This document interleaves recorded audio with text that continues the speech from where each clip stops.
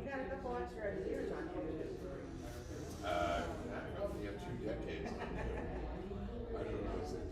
I was already. What? Shoot. Still,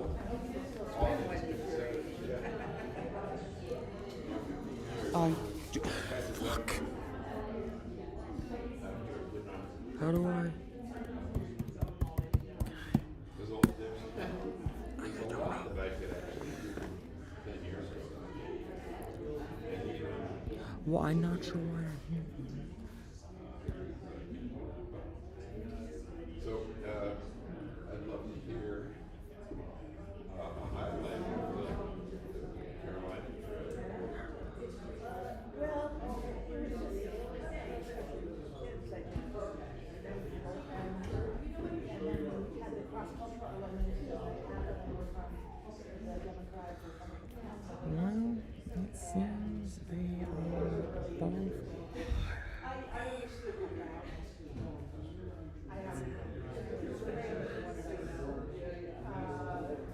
Broadly about for my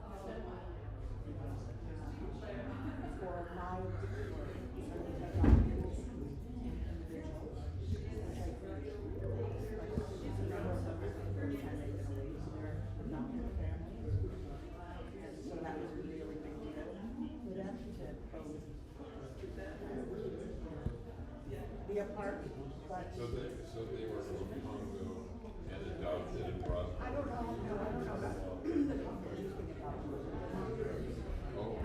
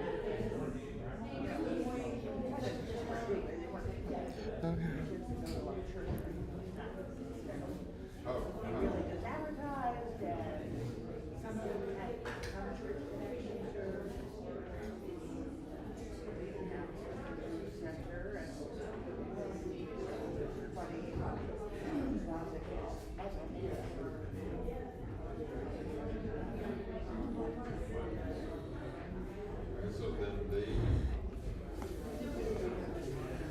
were a lot of start out.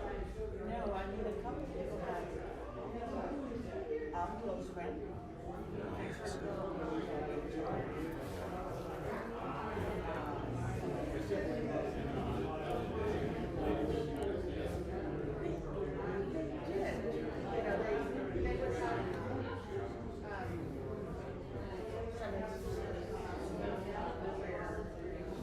They were all together, together, and generally bring them up, so like,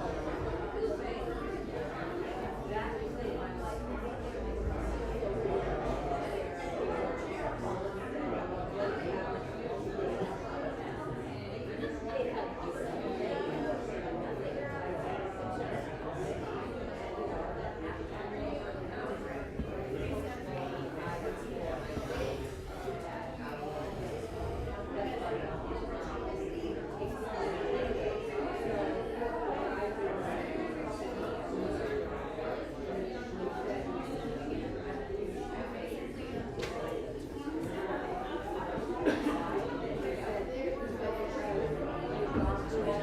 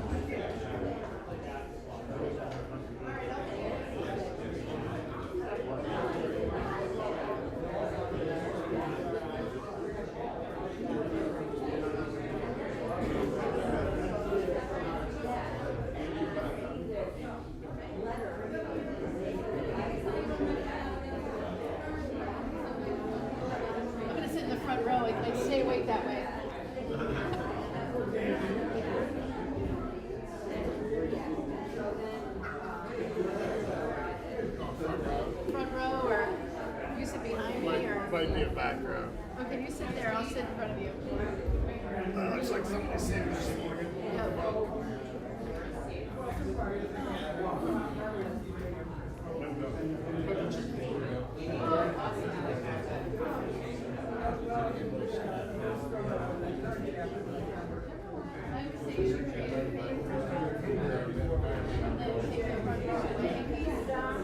Yes.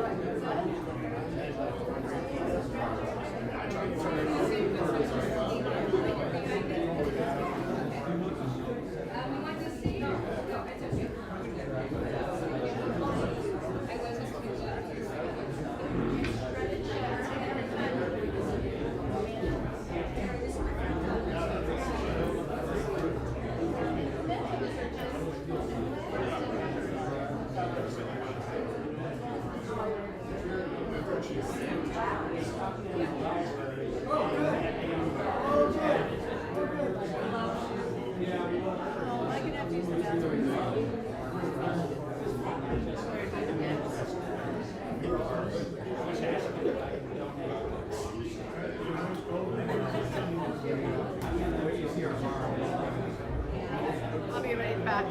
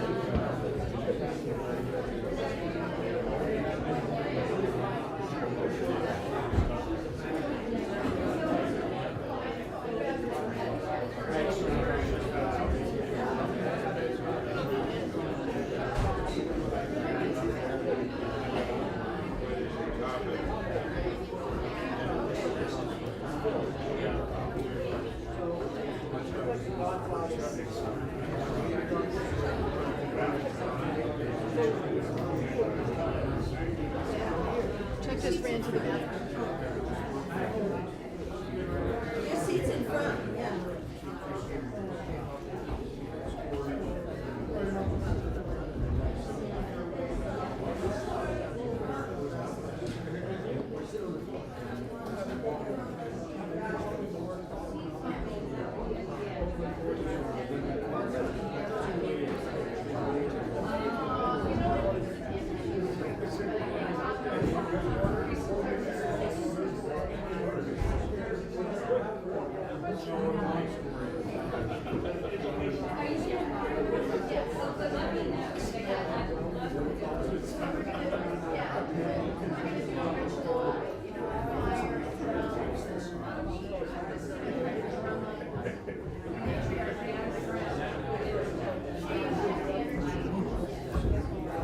Is that your book?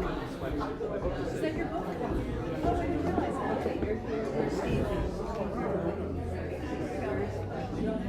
think I saw him running down Elliot Street. Wait, I just saw him back there. Isn't he just right there at the table?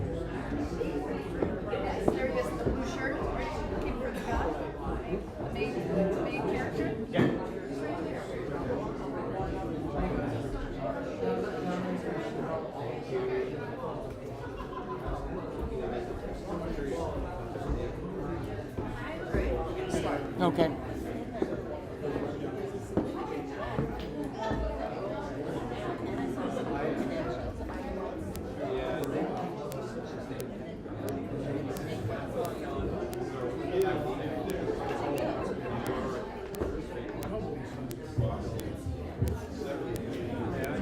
Oh, please. Hi, everybody. Yeah, right.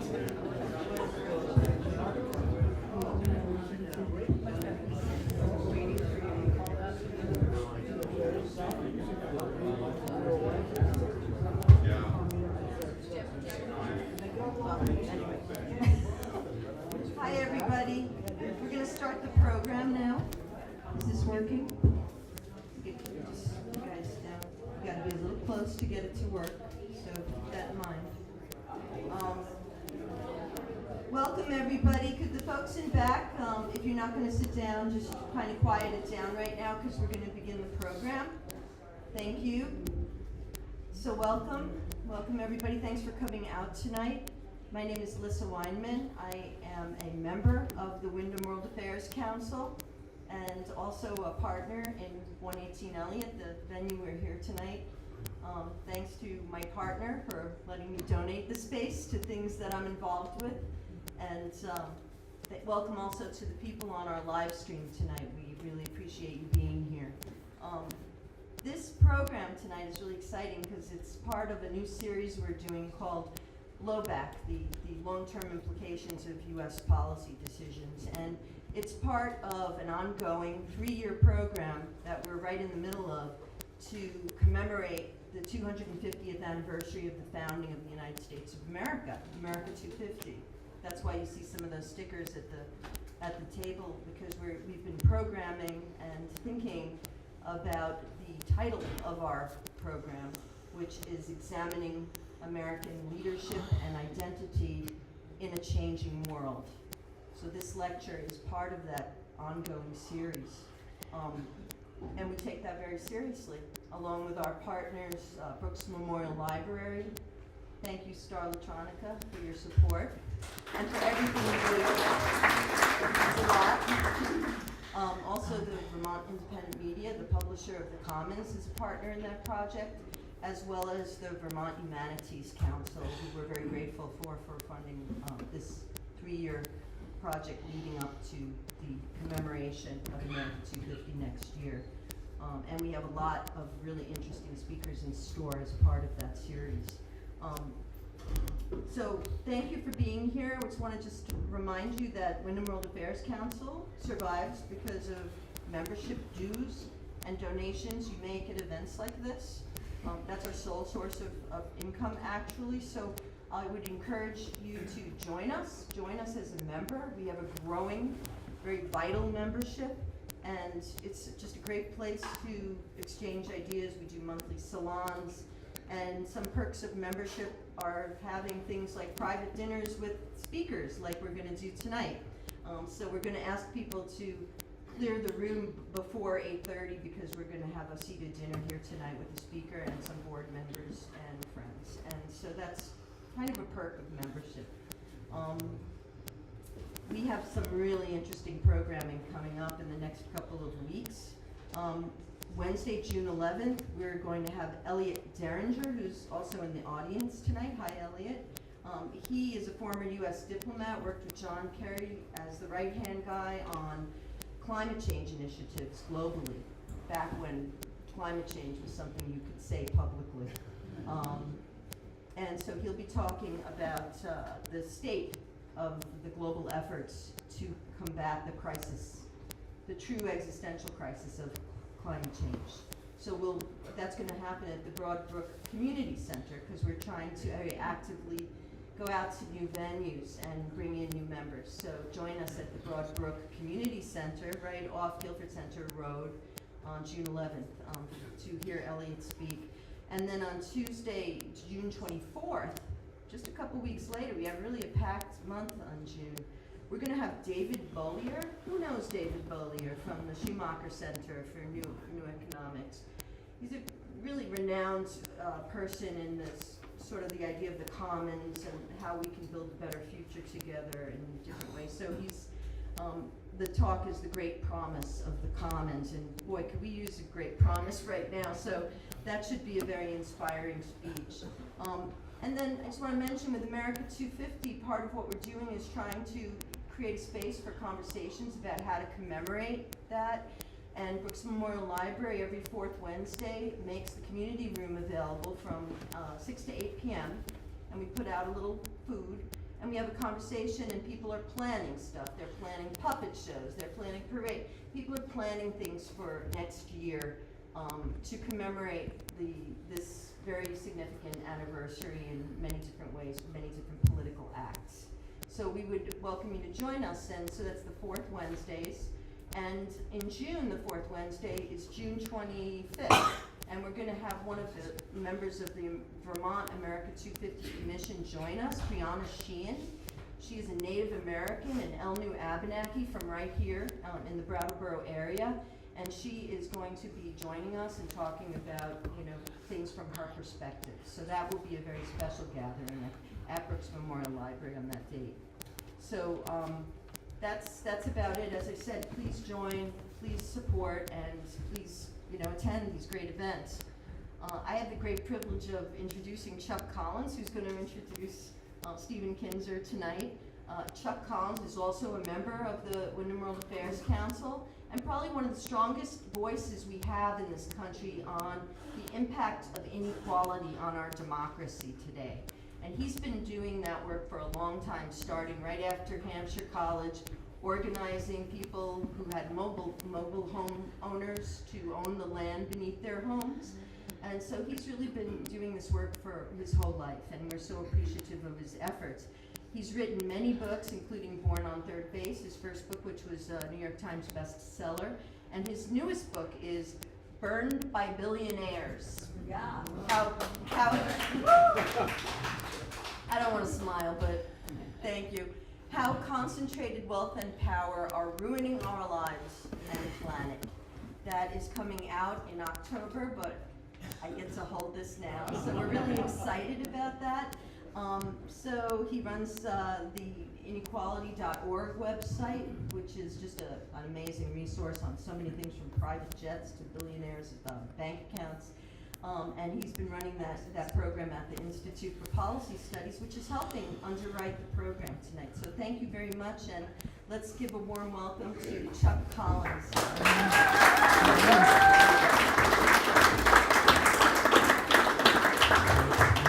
Thanks to Alyssa and John for this remarkable space.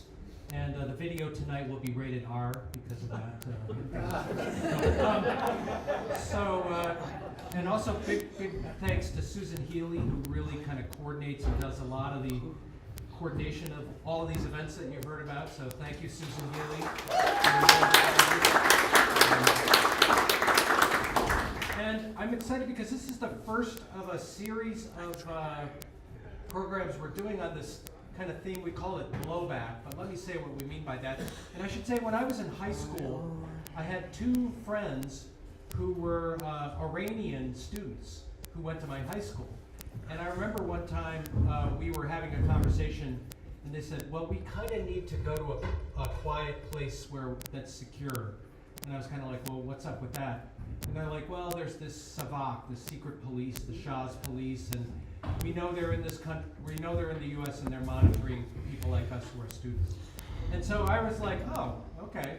And then, a couple of years later, we had the Iran, the hostage situation where the U.S. Embassy in Tehran was taken over, and for almost, more than a year, hostages were held.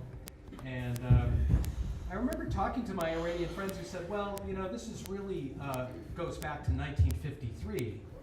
And, 1979, the hostage. I said, 1953? That was like before I was born. I mean, who remembers this stuff? And they said, well, everybody in Iran remembers it. Yeah. And I think that's kind of the purpose of our series is, I think we kind of lean toward amnesia when it comes to understanding what we call the long tail of U.S. foreign policy and U.S. Intervention and regime change, how that lives on. And we may not think about it, And if you remember after 9/11, there was this whole like, why do they hate us? You know, like, well, you know, maybe you should crack the old history book here and try to understand U.S. policy in the Middle East and Afghanistan and Pakistan and places like that. So the whole idea of this series is to look at the role of U.S. foreign policy, and particularly maybe look at the history. Well, you know, maybe you should crack the old history book here and try to understand. The speaker who's an Iranian documentary filmmaker, Amir Amirani, who's going to come this summer. He co-produced a film called Coup 53. 1953 was the coup in Iran. And but he's like, why should I come to the United States right now? Yeah. So we understand that. But a colleague of mine, Sarah Anderson, is going to come in the fall and do a talk on Chile, the coup in Chile, the U.S.-backed coup in 1973 that led to decades of dictatorship and destabilization in that country. Fortunately, they've sort of come out the other side a little bit in terms of restoring democratic society. But I think that's the idea. And I remember not long after kind of learning more about Iranian history, I came across a book called All the Shah's Men, written by this guy, Stephen Kinzer.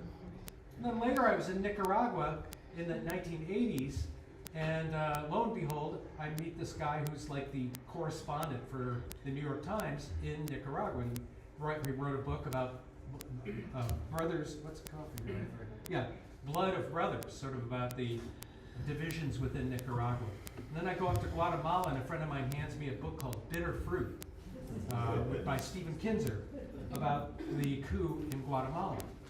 And so I can't think of a better way to start off this series than by having Stephen Kinzer come and speak to us and kind of give us, sort of step back and give us an overview. And he actually wrote a terrific book, kind of like the greatest hits of U.S. intervention, Overthrow, America's Century of Regime Change from Hawaii to Iraq. And so it's a terrific book, and I recommend and there are a number of other books. In fact, last time I heard him speak, he was speaking about a book he'd written about the Dulles brothers, Alan and his brother, who, you know, ran the CIA and the State Department and pretty much presided over decades of interventions. So with that, I am just thrilled to welcome Stephen Kinzer to Brattleboro. Let's give him a Brattleboro welcome.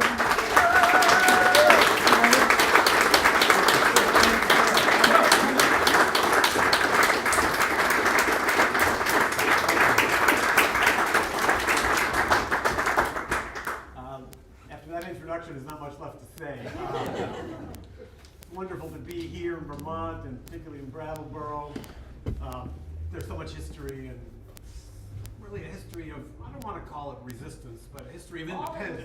Let's call it that. There's always been a place where independent thinking has been the mainstream of life here, and that's one reason it's so wonderful to be here. I'm also happy to be here because it's sponsored by the World Affairs Council. I have spoken to World Affairs Councils all over the United States. I'm telling you, this is a really vital group. It's very important, and it is. It's an organization that's widespread across America. At this moment, this organization, World Affairs Council, is probably more important than ever. So I just want to reinforce what you already heard about the importance of people being involved in these issues. You know, it's a cliche to say that Americans are not interested in world affairs and don't vote according to foreign policy. Now, it's probably true that Americans are ignorant about the world, but people in many other countries are also ignorant about the world. There's a difference.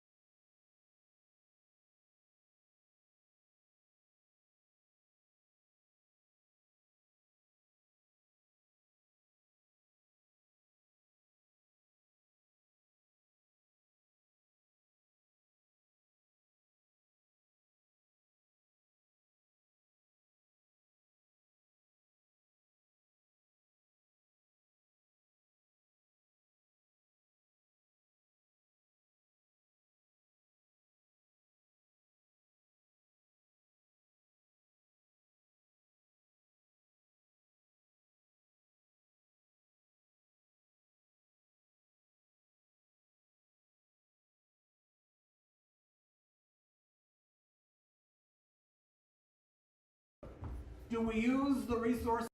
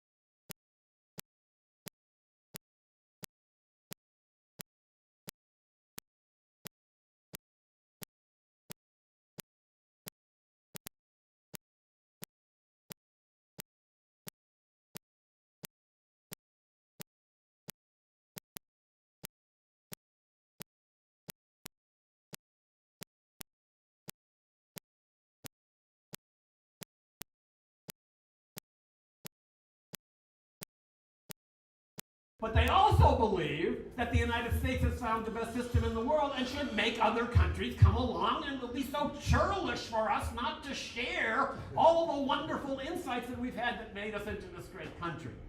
So there's an inbuilt contradiction. Everybody should be free to make their own decisions, but if they're smart enough, they should make the decisions that we want them to make. And if they don't make those decisions, then we need to do something to help them make the right decision. That's what I love about the rules-based order, is we make the rules and we give the orders. The concept of the rules-based order is that other countries cannot be trusted to govern themselves because they're run by people that essentially are greedy, they're self-interested. They're not interested in the general good of the world, but we are. And therefore, everybody should submit themselves to us. When we intervene in other countries, we like to think that in the long run, it's going to be good for them. But even if it isn't, we still think it's the right thing to do because it increases the power of the United States, and that in itself is something that's a gift for the whole world.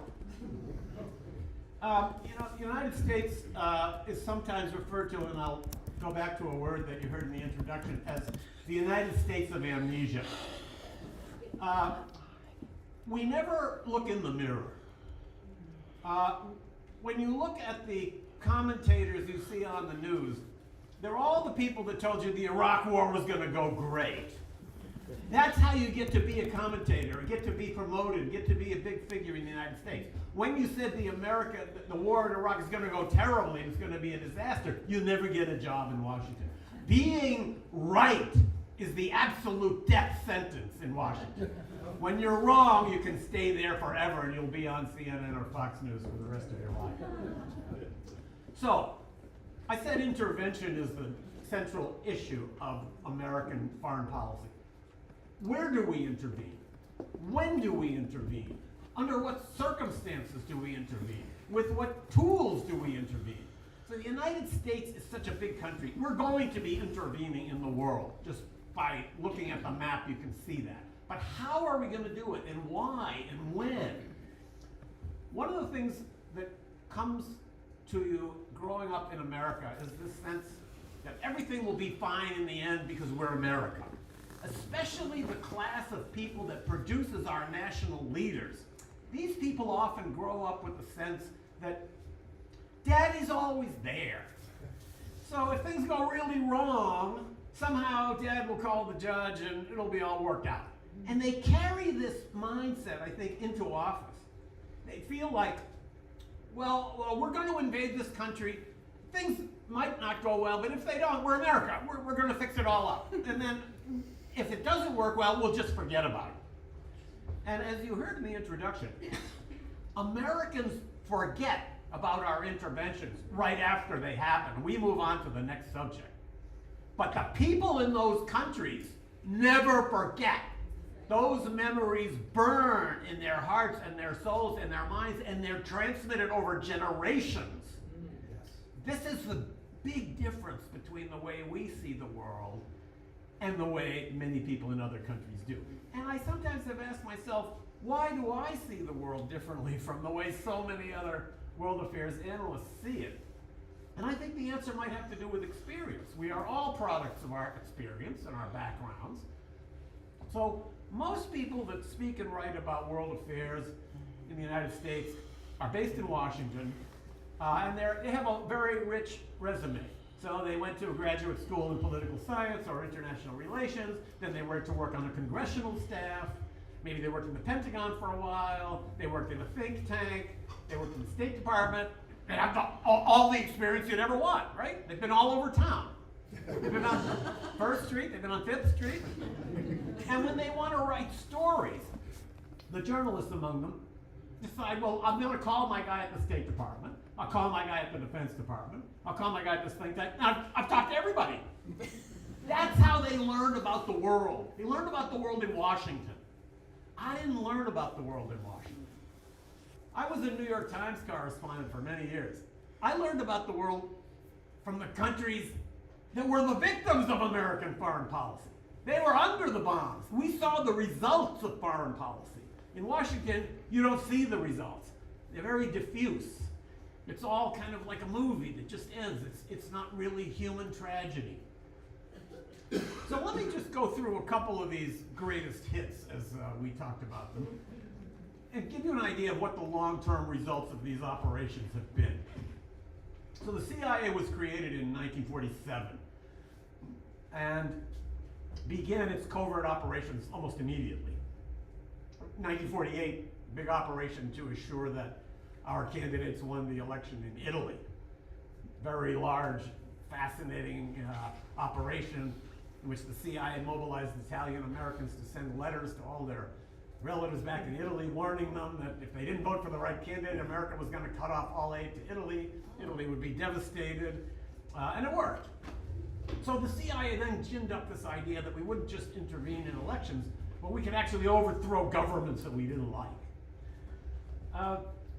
One of the threads that runs through American history that you saw in the Cold War and you still see today is the sense that it's not possible for the United States to exist in a world that we don't dominate.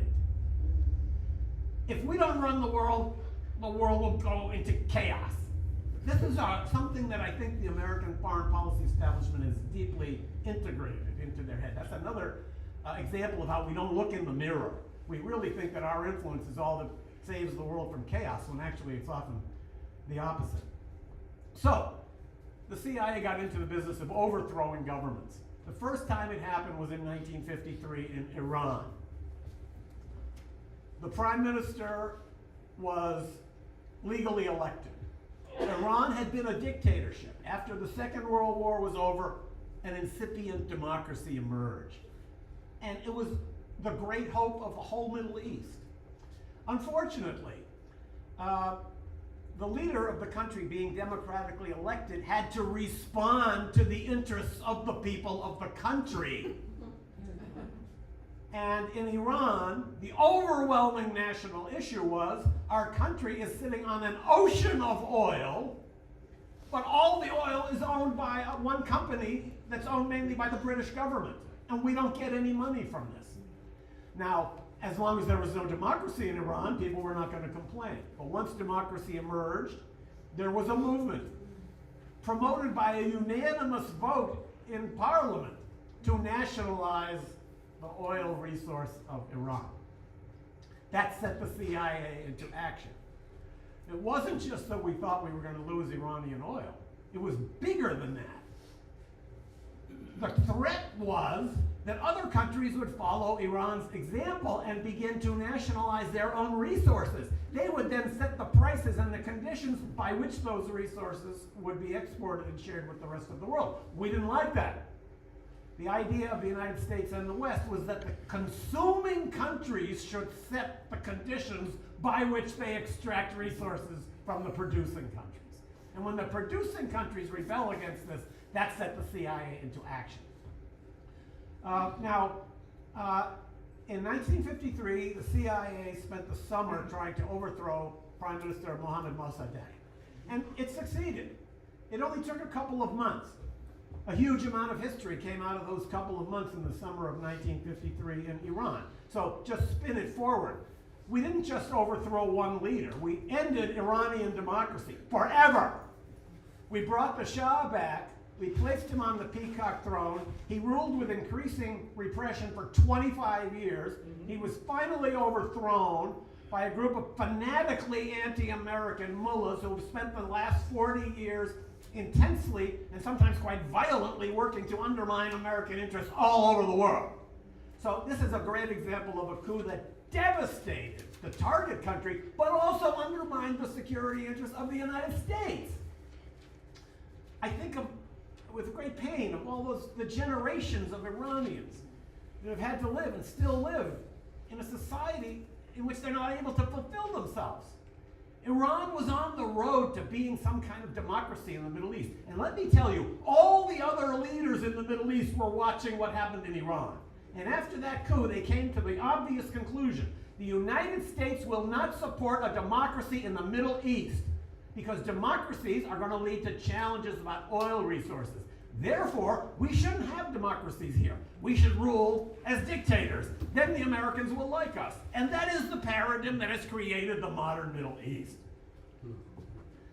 So it was so successful in Iran that the CIA decided to do the same thing 10 months later on the other side of the world, here in Guatemala.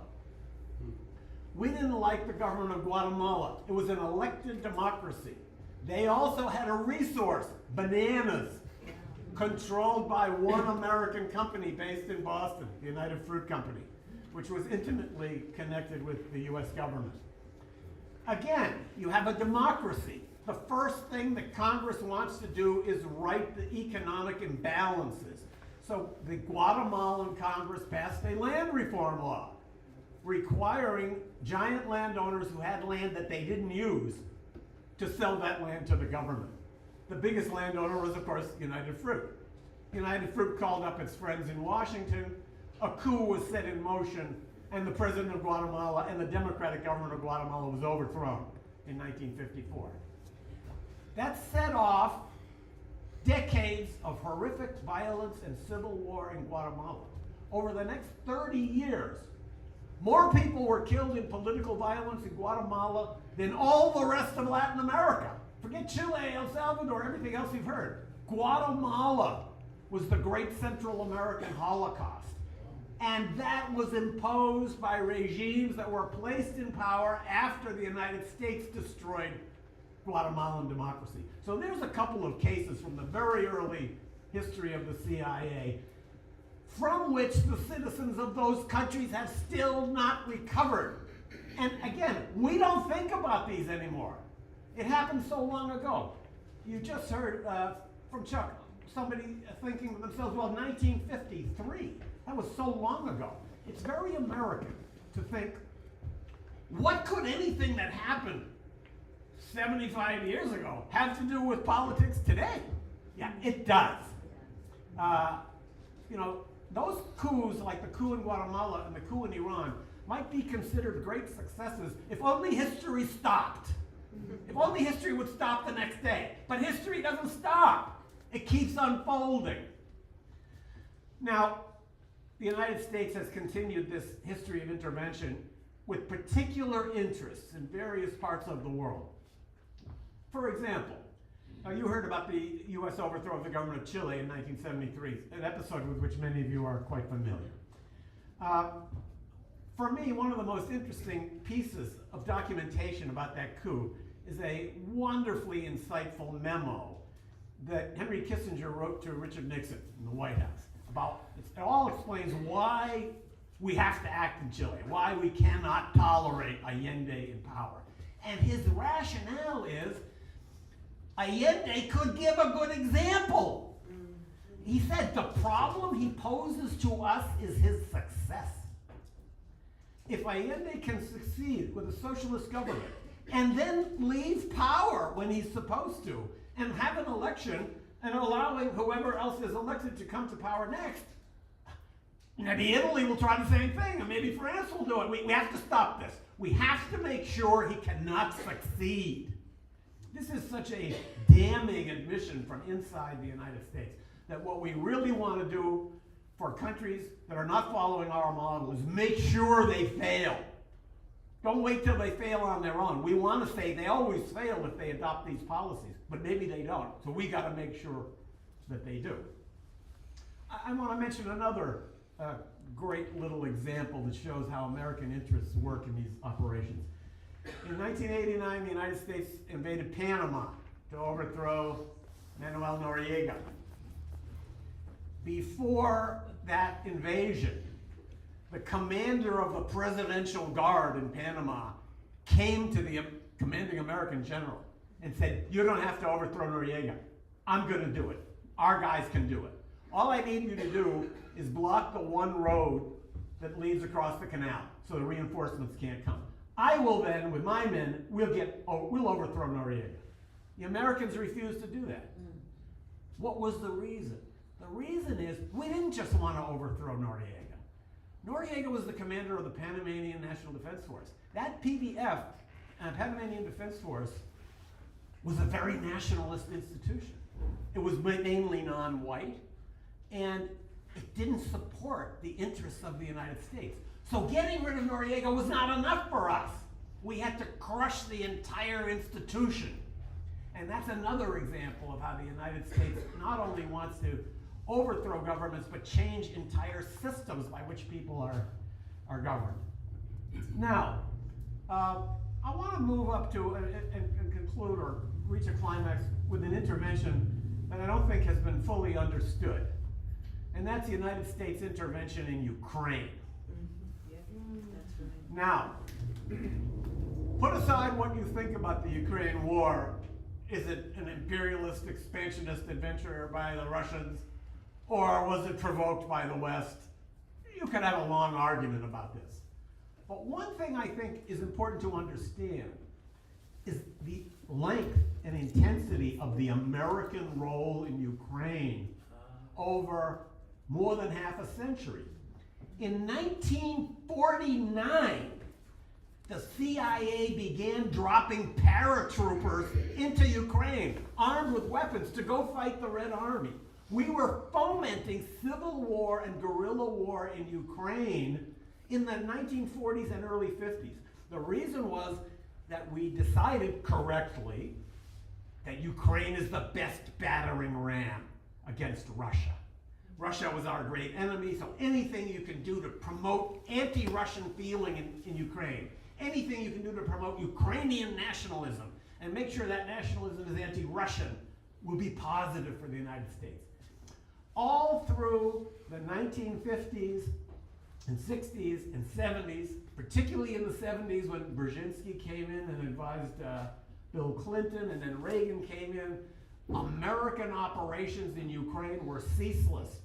For 40 years, the United States sponsored a publishing company in New York called Prologue that was dedicated to publishing books to be smuggled into Ukraine and dropped by air. They were all nationalist tracts aimed at trying to foment anti-Russian feelings in Ukraine. The United States was working with some of the most brutal Ukrainian commandos who had worked with the Nazis during the Second World War and helped commit horrific massacres. One of the main figures in charge of those massacres was brought to the United States to run this Prologue publishing company. Then, in the 1980s, the CIA went through quite a metamorphosis, and you can see it as you observe the change in our approach to Ukraine, but you can see it elsewhere as well. So, you'll remember that in the 1970s, there were a series of revelations about the CIA. That's when we found out they were spying on Americans at home, that they had been involved in Chile. There was a whole cascade of revelations about the CIA. And the CIA didn't like this, and it wasn't good for America's image in the world. So one possible reaction might have been, maybe we shouldn't be doing this. But no, give me another option. So the Americans came up with a very interesting new option in the early 1980s. In the old days, the way to destabilize a government was very familiar. It was a pattern. So the CIA always has a station on the top floor or second to top floor of every American embassy. So in that station, there would be CIA officers who would then fan out through the country and get to meet people who work in political parties, get to meet the newspaper editors and so forth. Next thing you know, they're passing money around to people. Political parties are suddenly being split. There's dissident factions emerging. They don't like, then there are protest demonstrations in the street against how bad the government is. Then there are independent newspapers, as they're called, and independent TV stations springing up. Pretty soon, you have the country in upheaval, as the CIA has secretly been seeding this opposition. But it turned out that that style of working produced tremendous blowback. It wasn't good for the United States. So the Americans decided during the Reagan period to come up with a completely new approach. The CIA will no longer be responsible principally, as it has been in the past, for destabilizing foreign governments. And it's not going to be secret anymore. These were the two great changes. It's not going to be the CIA. We're going to set up a whole group of so-called private organizations, NGOs, that will pose themselves as simply being for democracy promotion and civil society. And they will act openly. They will openly give grants to people that want to start their own newspapers or people who want to promote certain ideas that we like. If you want to come in and say Ukraine should be in NATO, come in. We've got a lot of money for you. You can open up an office. Don't you want to hire a few other people in other cities? So Ukraine became a proving ground for the new style of intervention. And this was carried out in other countries too. These are what's called the color revolutions. You had the Rose Revolution and the Orange Revolution. So this is the new style of American intervention in the world. We don't use the CIA. We don't really do it secretly. Actually, if you look at what's happening in the Middle East, the big difference between Israel and other countries is that they're proud of it. It's right out there in the open. And now that's really what the United States is doing. So the United States worked intensely in Ukraine, putting in, by the estimate of the person who oversaw this project, Victoria Nuland in the State Department, $5 billion into, quote, civil society of Ukraine. We created a whole kind of alternative ecosystem to fight against the government that was neutralist. We wanted a government that would be responsive to us, so we could then turn Ukraine into that great battering ram against Russia. And that succeeded. In 2014, the government of Ukraine was overthrown by a series of public demonstrations that were largely seeded and fomented by years of work from these so-called NGOs and democracy promotion organizations. So, the United States is definitely not out of this business. We heard during the last presidential campaign some promises, particularly from Trump, that we would stop doing this and we would take another approach in the world. So far, we haven't seen any real evidence of any kind of new approach. So, you come to this final question. The United States is going to intervene in the world because of what it is and its history and its size and its traditions. But under what circumstances should it intervene? So this is how boring us intervention nerds are. We sit around and have beer and we talk about what would be your set of criteria. When do you think we should intervene? So we make up little lists, like we should intervene if these things happen. I would say it's probably a pretty boring pursuit for people that are not in that business. But I want to share with you a conclusion that I came up with from looking at certain lists. Colin Powell actually came up with a great list. You know, these people get so smart when they leave office. You know, he lied us into the war in Iraq. And then later on, if you listen to his critique of what he did, you think, boy, I'd like this guy to be in office. That is so common. That's another speech. So Colin Powell came up with a list that I've kind of adapted. And I like this one for the conditions that should be met before the United States intervenes violently in another country in the world. Okay, I'm going to list 4 conditions, 4 criteria. Number 1, a vital interest of the United States is at stake. Number 2, the American people support this intervention. Number 3, there's a clear goal and an exit strategy. And number 4, there is no way to achieve this goal other than military force. When you can reach all of those 4 criteria, then I think it's reasonable to intervene. So there are all sorts of criteria. Should we only intervene when there's an ongoing genocide? That would mean almost never. Should we intervene whenever there's trouble in the world and people are being brutalized? That means always. So we have to find some kind of a balance. The United States has intervened more often in more countries further from our own borders than any country in the history of the world. The question that faces us for the future to me is this one. I see this as the central question of America's future as it deals with the rest of the world. Are we ready to accept a world in which we are not the absolute dominant power? So the world is changing, and at least in a relative sense, American power is declining. Are we willing to accept this? Now, I look at the history of the countries that are very old. Iran is the oldest country in the world. China's up there too. Why do they survive so long? It's because they ride with the currents of history. If you read Iranian history, they've ruled the world, first great empire. Then they went down, and they went up, and they went down, and they went way, way down. Oh, they had terrible centuries. Then they were up a little bit, then they were down, then they were way up again. This is the way countries survive over millennia. The United States has not learned this lesson yet. And if we want to have a longevity, something like China's or Iran's over the coming centuries and millennia, we have to recognize that our place in the world, and no country's place in the world, is dominant, is permanent. Things are changing in the world. The United States has not changed quickly enough with them. There's some tremendously positive forces going on out in the world today. And the United States has an opportunity to latch onto them. We really are at a possible turning point. I'm so happy that we got rid of the Obama, Clinton, Carter, Nancy Pelosi approach to the world. And frankly, for me, if Donald Trump did 2 great things, one was he killed the Clinton dynasty, and another was he killed the Bush dynasty. Thank you. But you want to have something positive to replace what's killed. We're still looking for that.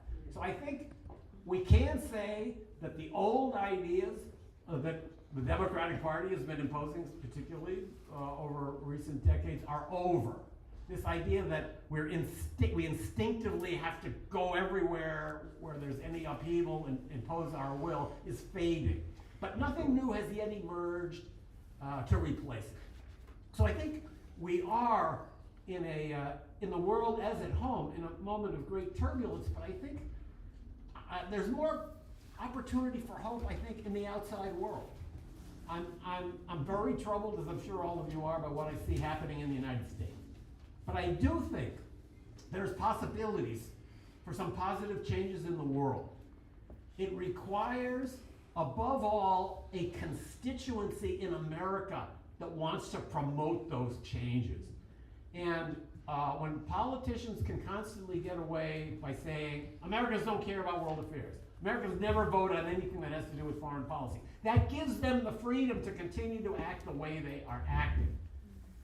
That's why I'm so thrilled to see all of you here, and why I hope World Affairs Council is here and all across the country continue to do this great work that you're doing.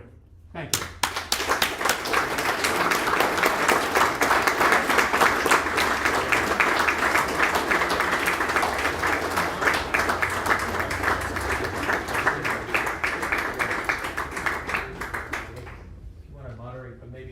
Questions just for the audience at home.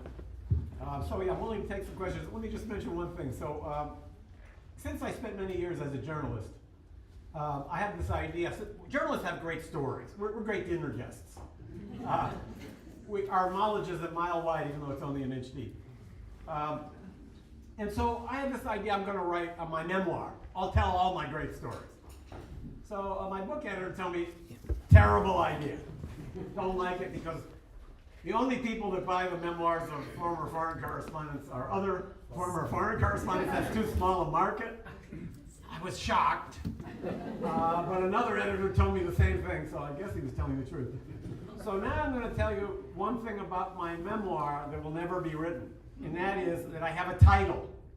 In my other books, I write the book, then I try to think of a title. Now I have a title for a book that's never going to be written.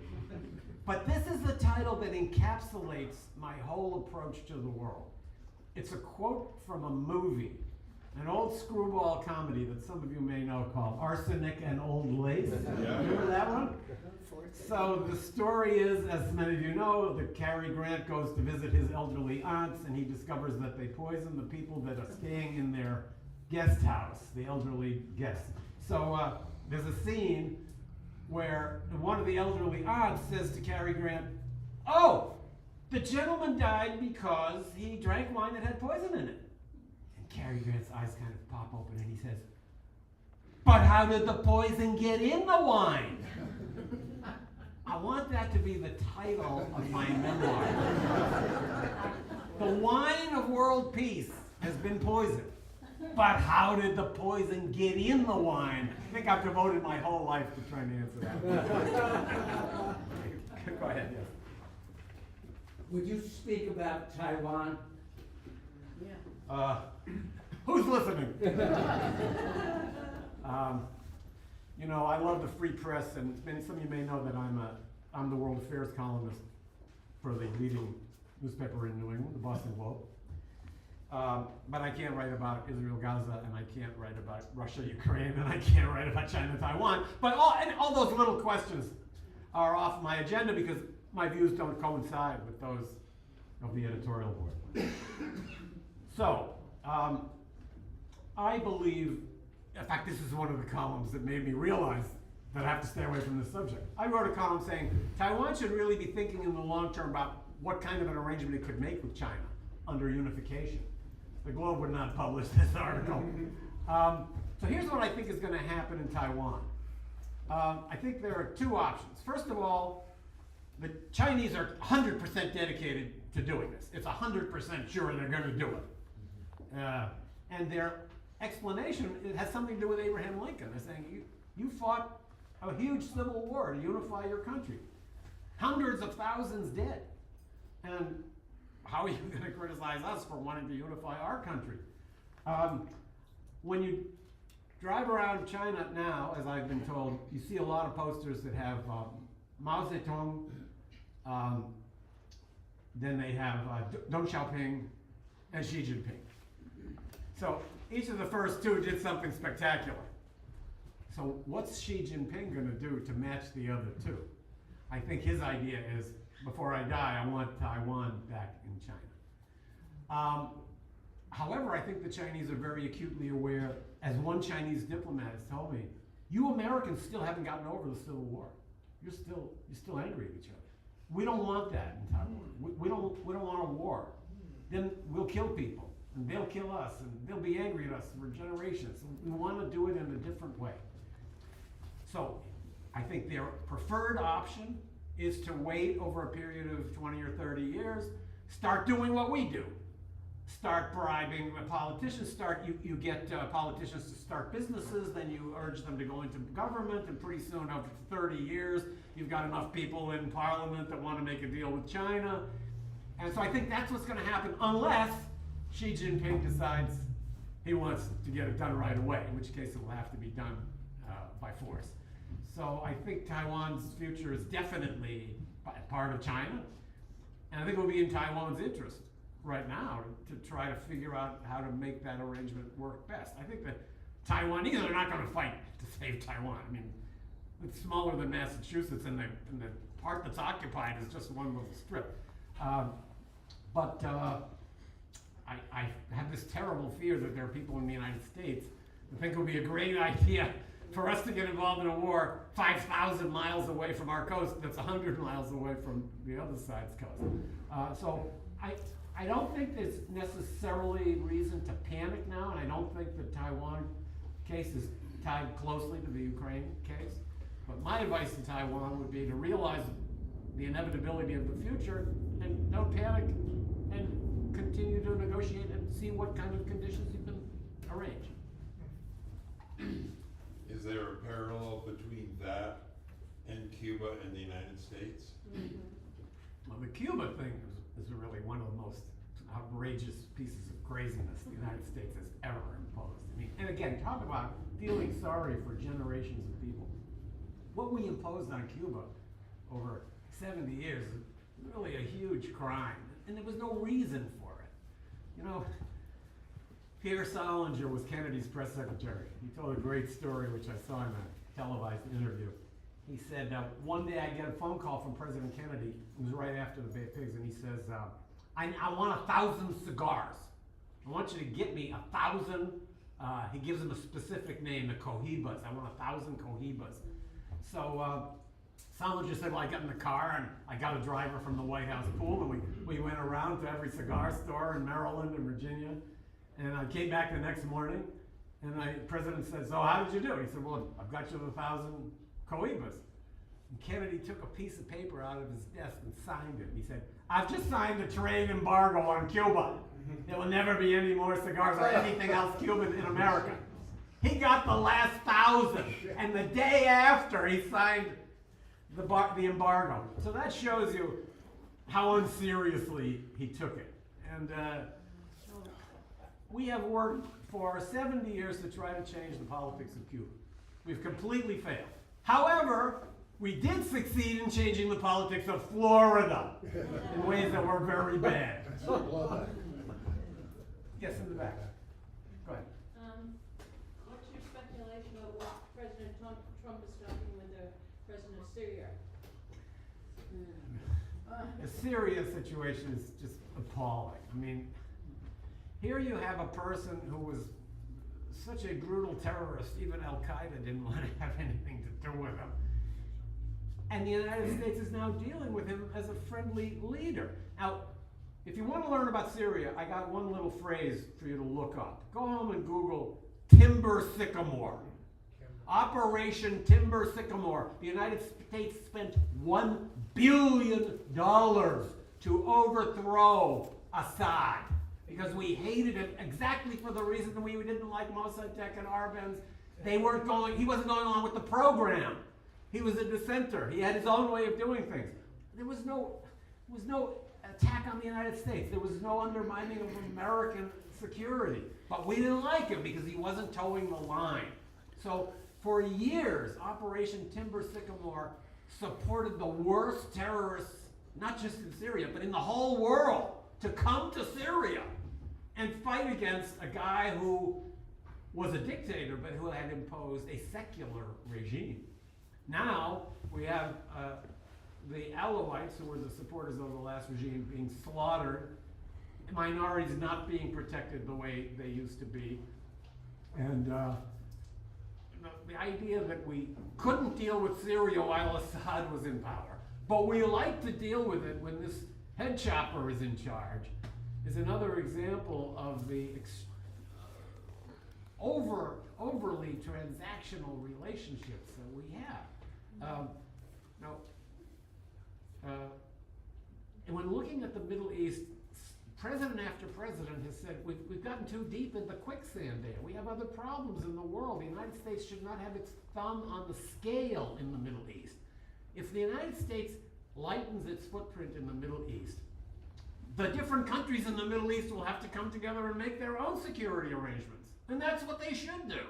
But the United States always pushing on one side makes it difficult, not only in the Middle East, but also in Europe and other parts of the world, for local countries to establish their own security arrangements, because those arrangements are not always favorable to the United States. So it's very distressing to me to see this extreme war criminal now putting on a suit and tie and being welcomed by people who, I guess it makes sense, are also in a way war criminals. Yes. Your talk has taken us remarkably into many, many places. My father was in the U.S. diplomatic corps, so-called, when the Shah was imposed. My uncle was in Guatemala after we got rid of Duarte.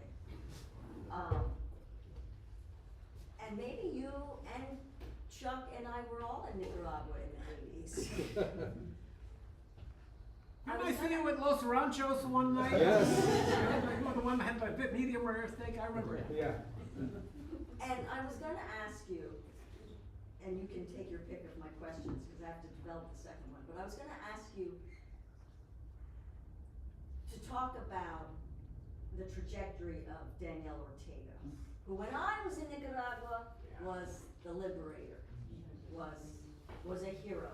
But you've introduced some other issues that are in some ways alarming to me and interesting to me, because it seems at the end of this trajectory, you are advocating that yes, the U.S. needs to continue and have its list of when intervention is required. And it's the top of the list, interests, and the U.S. who knows nothing about the world supports it. That's just government propaganda that we're talking about there. If the U.S. supports an intervention, it's because of being brought along. But so, the more interesting question I think for us today is, talk to us about this assumption, and I may have gotten you wrong, because you're talking, it's much more nuanced than that the U.S. really should continue to intervene throughout the world. Well, that's a very profound and serious question. I guess in my ideal world, countries would not intervene in the affairs of other countries. In the real world, though, being a smaller country, living near a big country, means you don't have complete freedom in world affairs. Ask Honduras. They know. You have to adjust yourself. So I just look at the map and I see that big countries are always going to intervene in the affairs of other countries. Why do we do it? Well, that's another long lecture, but in the end, I think it's really for the same reason that little boys fight in the sandbox. The one wants something that the other one has. Remember the Vikings had the line, what you cannot hold is not yours. And really, I think the Americans and other colonial powers have taken that as their motto. So the only reason that I think about criteria for intervention, rather than hoping there will be any intervention, is that I have a dose of realism, and I realize it's going to happen. So couldn't we restrict it in ways that would limit the number of interventions that cause this huge amount of blowback? One thing I would like to see is that the U.S. Congress would read the Constitution and find out that Congress is solely responsible for declaring war. And it's not allowed for the president to send troops somewhere on his own. Of course, there's an agreement between the president and the Congress that Congress shouldn't have to do this. Congressmen don't want the responsibility. They want to be able to escape responsibility if it goes badly. And the presidents love this. So there are plenty of ways to restrict intervention in ways that would make it less likely to produce these terrible blowbacks in the future. You know, I think if we could get President Eisenhower back here and ask him, why did you do this terrible thing to Iran and this terrible thing to Guatemala? He might have one good answer. And the answer might be, you know, you up there in 2025 have been able to look back and see all the terrible results of CIA intervention. But we were just starting back then. I didn't know. I never thought through what the long-term interventions would be. And to me, this is one of the great weaknesses of American government. is that we don't think through. What's going to be the reaction when we do this? And then how are we going to react to that reaction? And then what's going to be the reaction to that counter-reaction? That's the way you're supposed to think about the world when you make decisive actions. And we don't do that. But let me allow a little follow-up, which is, I don't think it starts with Eisenhower. Look at our claiming of a third of Mexican territory. No, it's different though, because only under Eisenhower did we begin to use covert intervention. Okay. In the old days, we just used to send the Marines. It was Plan A. I don't want to skip over your other question just very briefly about Daniel Ortega, because I was there and I've watched that whole tragedy. It's political, but it's also psychological, it's familial. Ortega has, I think, grown up in a world where there was a family dictatorship, Somoza, and I think that was his frame of reference. We thought he was rebelling against that, but actually he was a product of it. And then you have this very bizarre piece of the Ortega story, which has to do with his wife and daughter. So you'll remember the story that Ortega's daughter announced in, I think, 1999 that he had been sexually abusing her starting when she was 13 for 10 years. And then came the big crisis for Ortega. That was the end of his career. It was all up to his wife to say, is this true or not? She knew it was true. Rosario Murillo. She knew it was true. But she also knew that if she admitted it's true, his political career is over, and I'm going back to run that cafe in Banagua. Or if I lie and say she's not telling the truth, she made it all up, I can be the most powerful person and run the country. And that was the Faustian deal that they made. And now Ortega has become the bloodiest dictator in modern Latin American history, which is something I never would have expected. But as I said, you need a psychologist to untangle that relationship. Although isn't there a little bit of a U.S. foreign policy blowback story there that hardened the Nicaraguan regime again? What I really see is the mistake the Americans made, even worse than supporting the Contras. They made another worse mistake afterwards. I hated the Contra War, and I hated the Contras, but I got it. I understood it. From Reagan's point of view, it was a logical thing to do. It fit in with his mindset.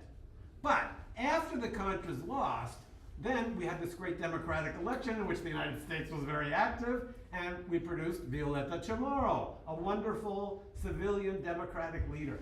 We then forced her to adopt this so-called Washington consensus, where you cut all subsidies, suddenly the bus rates triple, suddenly the bread gets much more expensive, and then they cut about 300,000 jobs. That's 300,000 families, from government agencies, because the Americans wanted them to do that. So every one of those families then had a house and a car. Suddenly they have nothing. They're lost. They're out of normal life. And so at the end of the Violeta Chamorro regime, the Nicaraguans were saying, hey, this democracy thing really is bad. We hate it. So it was American policies that had the chance to build up Nicaragua when we had a civilian government leader who we supported. But we did the opposite. We forced her to impose policies that turned Nicaraguans against democracy and made them think maybe it's better to bring back Ortega. Well, go ahead. What do you feel the effect of a genocide that the United States is perpetrating in Palestine is going to have in the future? I think it is going to have an effect in the future for one reason. So I'm a professor. I deal with 20-year-old kids all the time. And I'm telling you, this Gaza episode has deeply marked them. Is what? Has deeply marked them. What Vietnam was for my generation, shaping our whole view of the world for our whole lives, this is Gaza. I'm telling you, these kids are watching it, and they are horrified. They are outraged. The line, United States is the protector of peace and justice in the world, is finished with this generation because of Gaza. And I see this as really potentially the nurturing of a new consciousness, a new generation. If this new generation becomes more anti-interventionist and more realistic about what America can and should do in the world, the reason is going to be Gaza. Here, here. I think American intervention, United States intervention, isn't out of ignorance.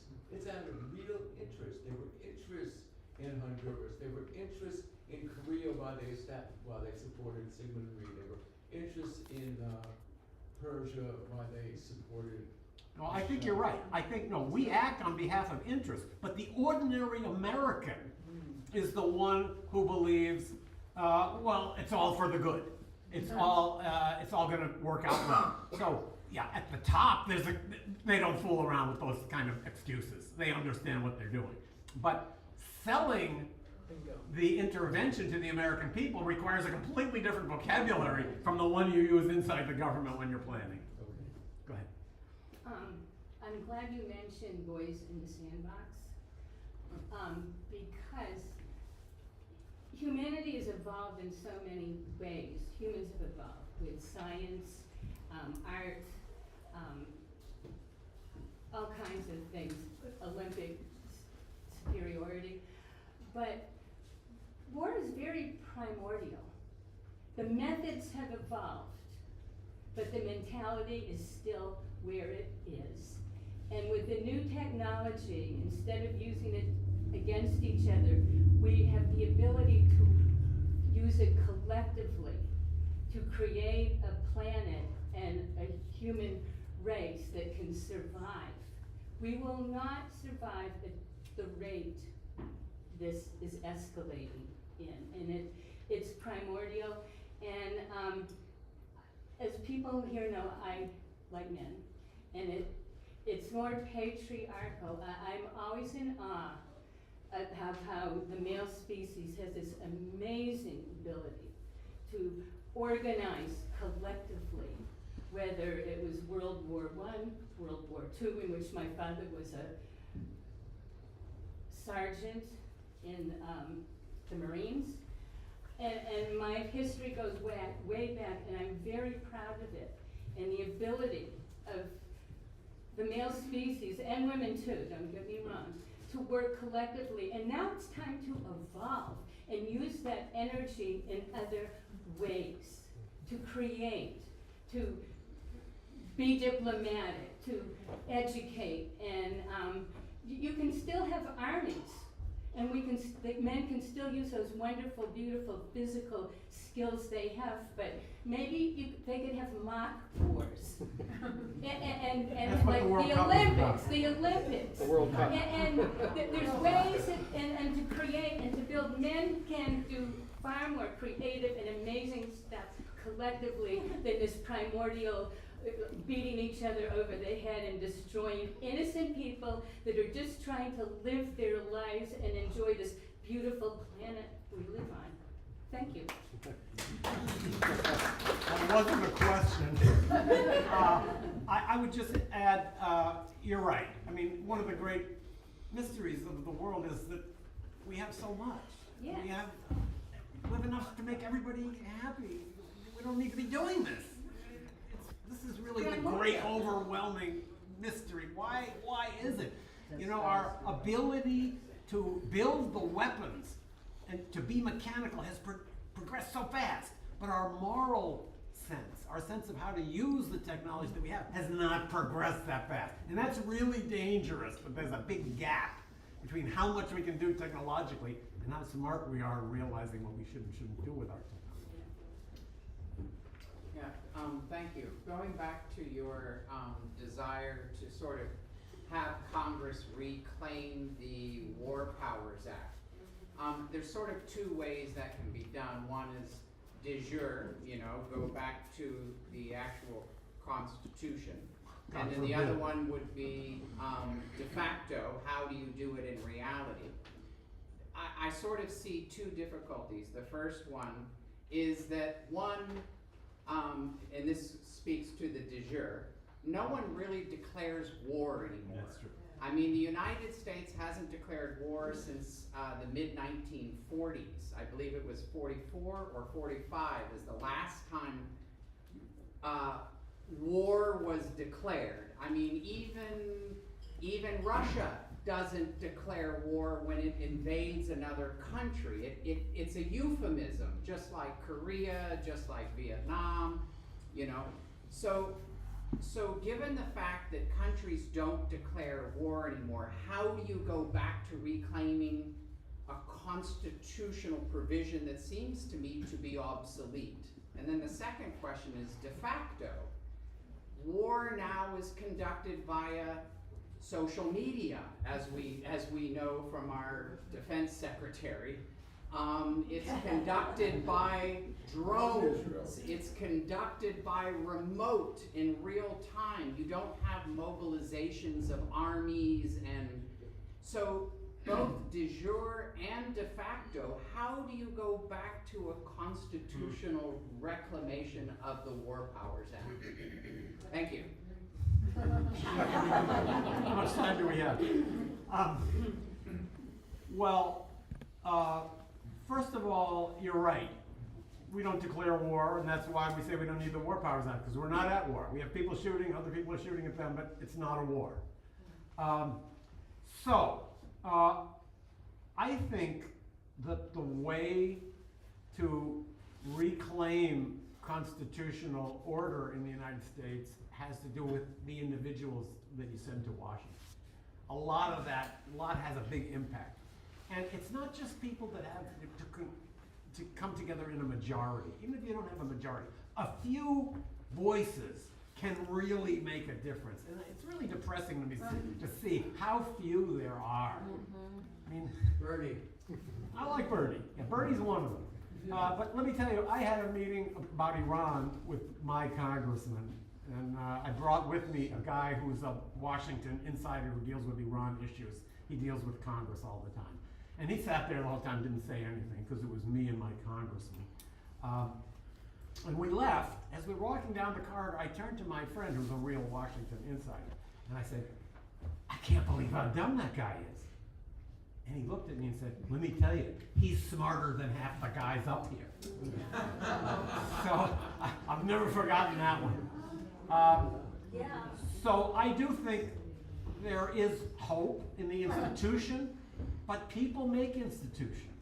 And you know, I think one of the great ways to judge the success of a society is how well it pulls the best, most qualified people in society into government and public service.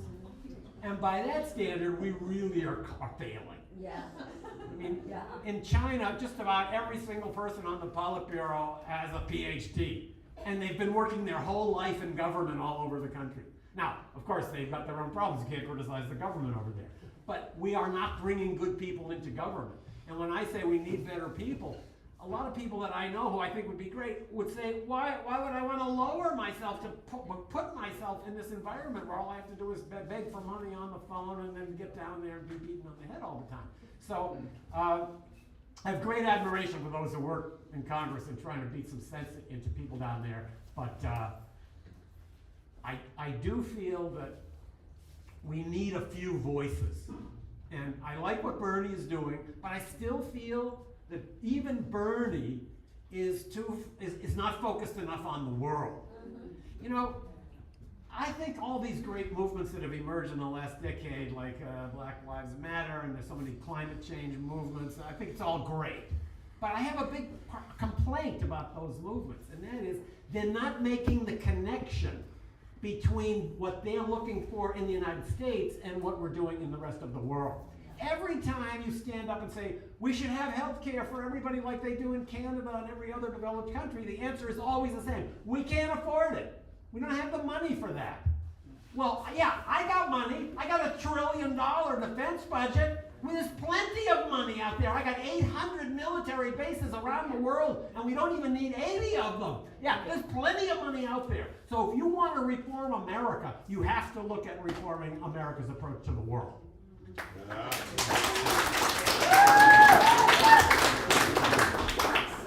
I just want to speak to when you answered his question about the powers that be know exactly what they're doing and the belief in the American way of the regular people comes from the speech you cited and A City Upon a Hill by John Winthrop speaking to the Puritans, and it's invoked by Reagan in the 1980s, and it creates that Reagan revolution. And I taught U.S. history for 30 years to high school students. God's work. Bravo. And that, in the 1980s, there was the best reform in education, 1988, 1989. We went into multiculturalism and respecting the fact that this was not a whitewashed version of American history that we should be teaching. But that 1980s invocation is what made American exceptionalism one of the major themes in U.S. history classes. And many of us push back against that, but you know, and I say all the time, I know that in that period of time I taught, I was responsible for creating, for perpetuating creation mythology. But then, you know, over time you have experience and you get better at it. But, and many of us pushed back against that concept and was talking about this is what's creating our problems, and we were talking about that during the Bush years, and we were talking about that during the Clinton years. But now, the way this government is gonna regulate education, we really, you know, your talk was, I can't say uplifting. You're a great speaker, but you're bringing so much experience about what has been happening around the world for so long, and it's what you're citing is happening here right now. So what, not letting them take public education away. Like, I mean, the causes are local, and I just want to thank you. That was really incredible.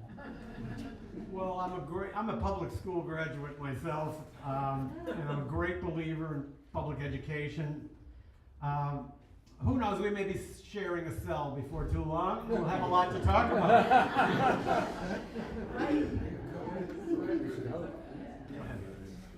you talk a little bit, since you're well versed in Latin America, could you talk about Venezuela? Because it seems like Venezuela is like Cuba writ large. To me, we tried to overthrow Chavez. I don't know much history about that country, but I know we tried to overthrow him at least once, and then he got back into power, and we devastated that country with embargoes, and now millions have gone to Colombia and destroyed that country. But part of my statement is not just to hear myself talk, but to ask you, is that true, that we're responsible to a large extent by our embargo of hollowing out and devastating that country, and now millions are coming here and to Colombia fleeing because life is untenable there? What's our responsibility? Because it seems like we treated them like we treated Castro. We said fuck you from the get-go. Well, the Venezuela situation is just completely heartbreaking. I mean, it was a country that was actually functioning pretty well. It was ruled by kind of a white elite. It was a two-party system like ours, which was, you know, one group of families and one other group of rich families. But there was a measure of prosperity there. So then they've got loads of oil still. Exactly. They're a big oil producer. So essentially what happened is when Chavez came into power, he was a flamboyant leftist and he liked Fidel Castro. So we decided we can't tolerate this. The real reaction should have been, well, okay, it's Venezuela. Let them spout off. Let them be pro-Castro. It's not hurting us. But no, we couldn't do that because, again, it's just like Assad. He was off the reservation. He's defying us. And that's the central problem that attracts intervention all around the world from the United States. So Chavez was at least able to keep the country going despite the sanctions because the oil was flowing well. Then after Chavez died, things got really worse. Chavez at least had a charisma. He had an ability to understand the masses. He had a connection. The guy who's in power now, Maduro, doesn't have that. I think the country has gone down, down, down, and it's a great combination. You know, Maduro and U.S. sanctions together have brought that country down. And my feeling is Maduro, it's Venezuela, let them, if they want to collapse, they want to have economic policies that have been proven failures, fine. Let them fail, but don't push them to fail. It's not in our interest to force them to fail. And when they do fail, look what happens. Just what you said. Huge numbers of refugees are spreading all over South America, creating huge problems in other countries. So, it's another example. You talk about blowback. It's blowing back right to us. Does that feel good now? Do you feel good about hurting Chavez now that you've got hundreds of thousands of Venezuelans fleeing the country and coming to the U.S., Chile, and Colombia? So it's really another completely self-defeating and really heartbreaking, totally unnecessary intervention. I think we're getting about to. 8 o'clock now. All right, so let's just take one more question. One last question, and then we're gonna wrap. Okay. My question is about RTP, like the international norm of RTP, and like how I personally feel like it's a norm that's died over the years. Is this R2P? Is that what you said? Uh-huh. And I feel like in the U.S., like our minds about international interactions with the global community as a whole have been really like shifted by media. And I think like Darfur is a really good example of how like the U.S. was convinced that they must intervene. The same with Libya, and Iraq, and so on and so forth.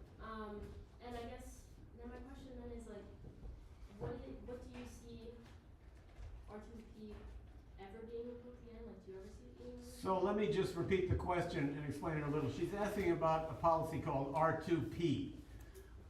It's short for responsibility to protect. The theme of the R2P idea is that when something awful is happening in the world shouldn't just stand by and let it happen. You have a responsibility to protect victims. I don't like R2P because to me, responsibility to protect means responsibility to intervene. Oh, I see, somebody's being killed over there. I gotta go bomb them. This is the American impulse. Of course, we only apply it when we feel it's appropriate to the governments that we want. We are so selective. You know, we have so many lists. We have lists of governments that support money laundering, governments that support human trafficking, governments that don't allow religious freedom. We've got about 25 lists by bad countries. So we're always happy to point out the failings of other countries. And when they reach a certain level, it means we have to intervene. And the American public is so susceptible. They are so easy to manipulate. If you show me a picture on the cover of Time magazine of some girl that got acid thrown in her face because she tried to go to school, and you say, we gotta bomb that country. This is the American approach to how we solve problems in the world. So R2P is one of those ideas that sounded great on paper. Yeah, responsibility to protect. Shouldn't everybody protect every poor victim? But really, when you unpack it, it's, to me, just another excuse for trying to provide a humanitarian face for self-interested and often very devastating American interventions. And just to go back to my first point, those devastating interventions not only devastate the target countries, but they undermine America's role in the world. Oh, yeah. On that happy note, thank you all for coming. See you.